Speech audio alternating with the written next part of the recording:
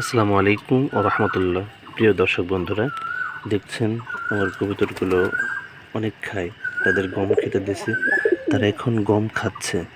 দেখছেন সবাই খানা খেতে ব্যস্ত, এদের গম খাওয়ারটাই বেশি লাগে। তারা সর্বদাই গম বেশি খায়, অন্য খাবার কম খায়, কিন্তু গমটা একটু বেশি খায় পরিমাণে। তা আসলে পুষ্টিকর খাবার দেওয়াটাই মূল উদ্দেশ্য কবুতরকে। হ্যাঁ, গম ফেলার সাথে সাথে তারা 1 মিনিট 2 মিনিটেই পুরো গম খেয়ে শেষ করে ফেলে। তাদের সর্বপ্রথম দিয়েছিলাম মটর খেয়ে শেষ করছে।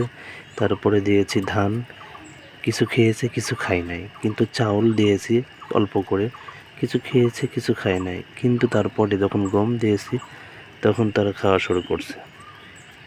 দেখেন,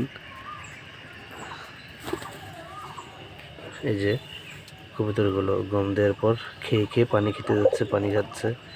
তারা কেমনে খায় দেখেন। আপনার কবুতরগুলোকে এভাবে খেতে দেবেন গম খাওয়ার পরে।